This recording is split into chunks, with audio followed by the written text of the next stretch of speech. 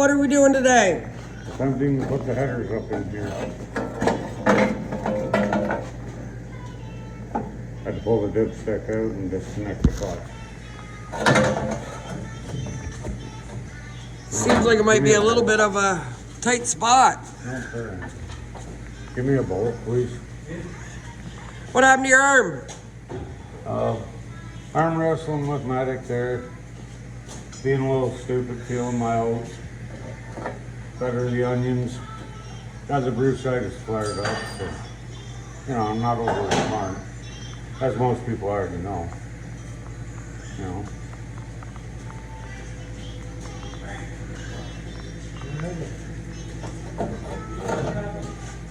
That's good. It'll handle it. Get fine set bolts for a close hole. Hold on. Right out to the game.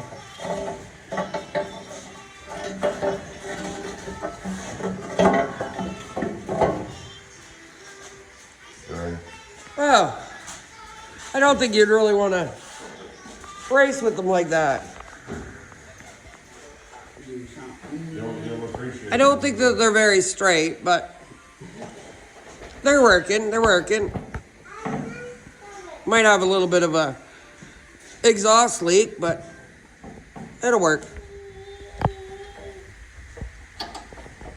Right now, I'm just, I know you're all sitting there watching. That ain't right. I need header bolts. We're just mocking this up. So, yeah, we're using a 1-inch bolt with a 3/8 knot wound all the way in, so it'll just wind in and hold it. No, there's no gaskets. It's all dry fit. Again, mock up.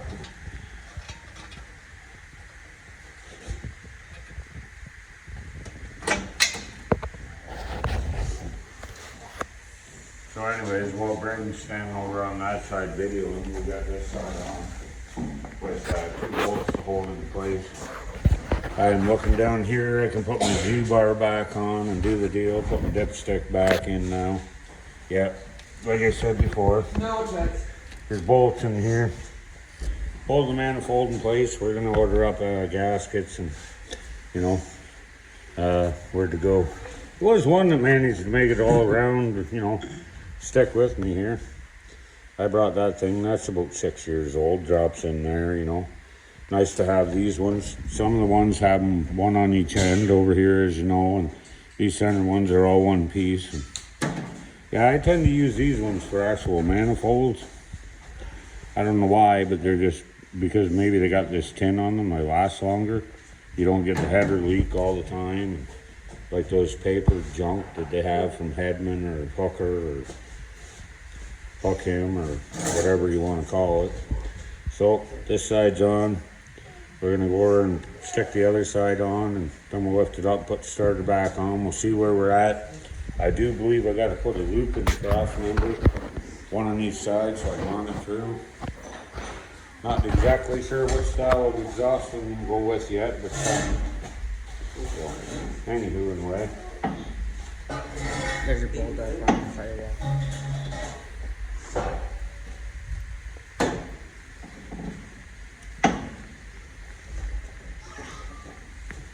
We're gonna find oh, you can ground that in the back of the head. It was just so we could see, listen to it fire up.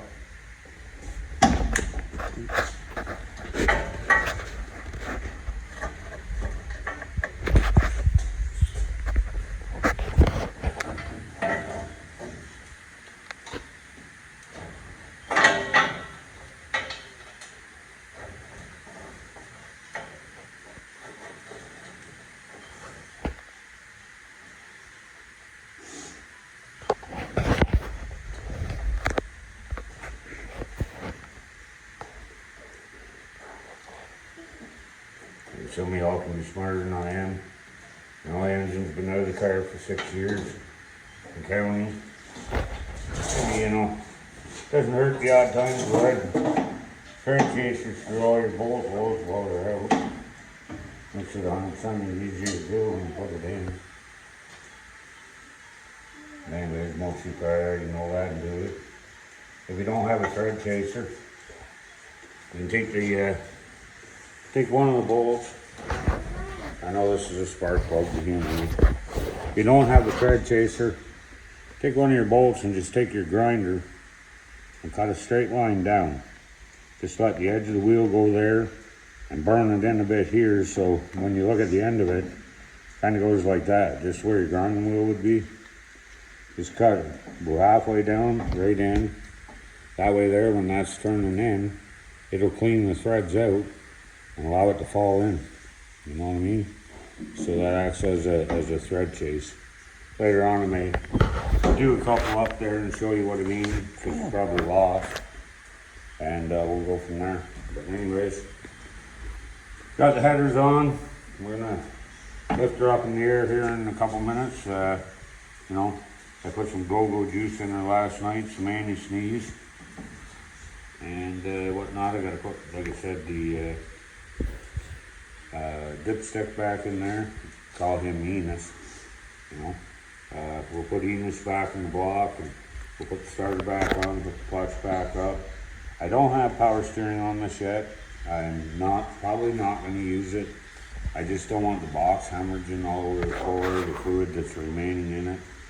I want to drive the car and see how it steers. Of course, it's going to be harder steering until the fluid gets out of it, because it's not being displaced. It's harder to steer. But long and short of it is, I'll make some lines that loop to go down, point straight down when I don't use the power steering, so the box can, transfer back and forth and spit all the fluid out of her and just run her a dry box, but it's pointed to the ground so I don't get elements in the box. On the Pro car that you seen a couple videos ago when we had changed steering box on it, was left open to the elements. Water got in there, went down on the box, closed the box right up.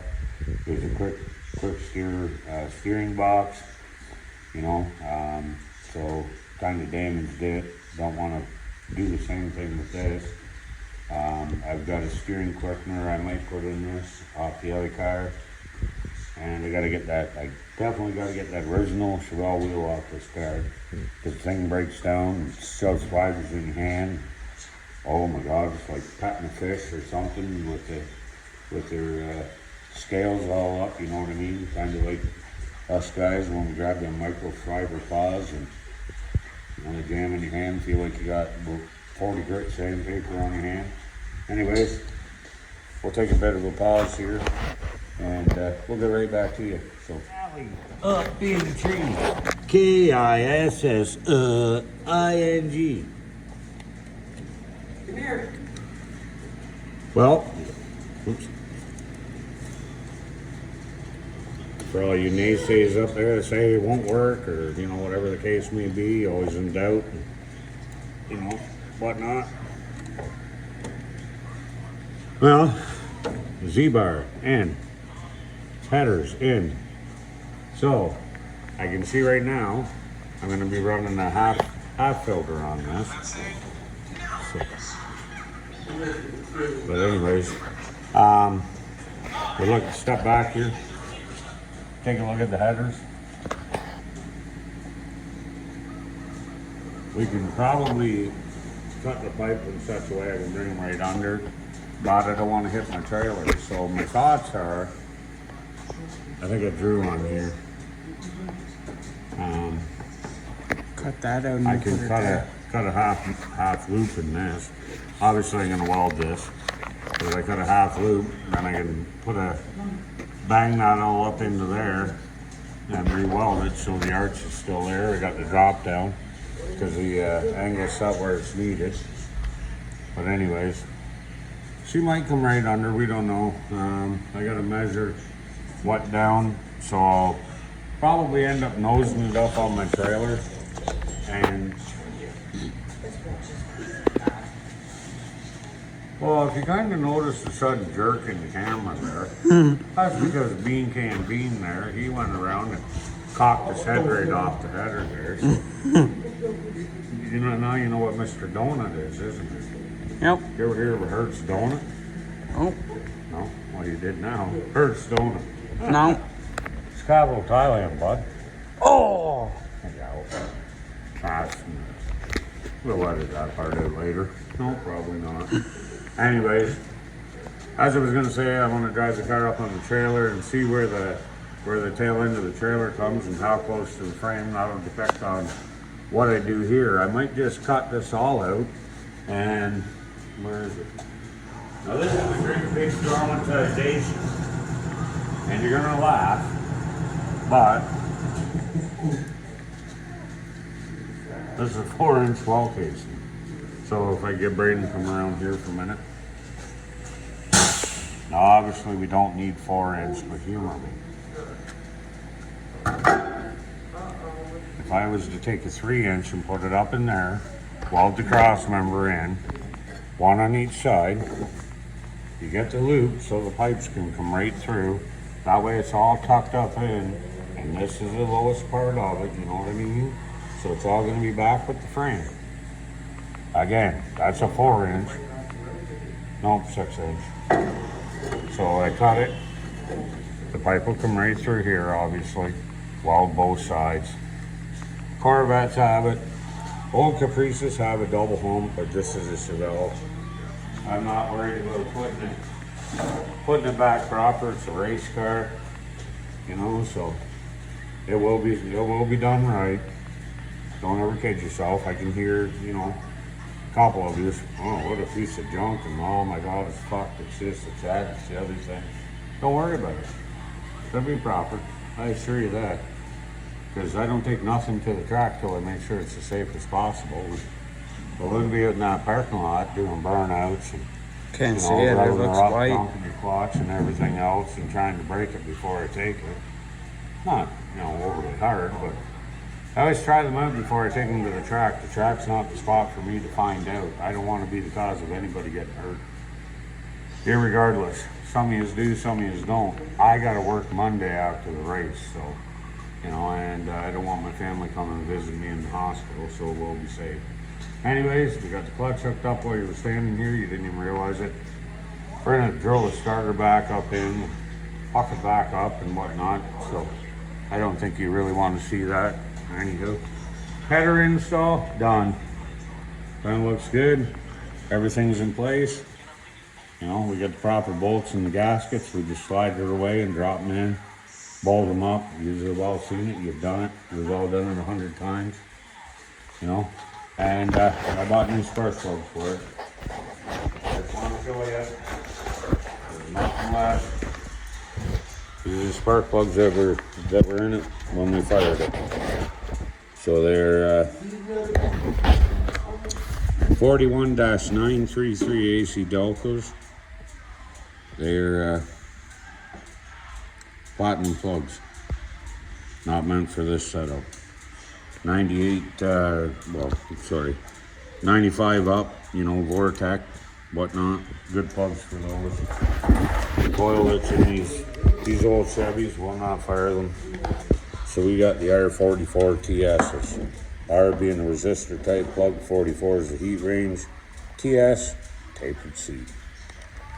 So there you go, you know, nothing special. They just been tried, tested, and true. Gap 35 to 45, depending on what you want to do, what RPM you're trying to achieve. I got the 44s because they run hotter, you know, burn the fuel better. If that engine were to smoke a little bit and it was a road car, these engines should clear up the smoke. It won't take it right away. So some of these are running out to your old Fords there and gonna put R44s in it and think that it's gonna run like a Chevy. No. It'll still be a piece of junk it was prior to, and you're $35 poorer. So save your money, Ford boy. The only way you're gonna make money off that Ford is scraps up right now, so you take it and sell it to them. For that, follow your boy for more car tips. Catch you later.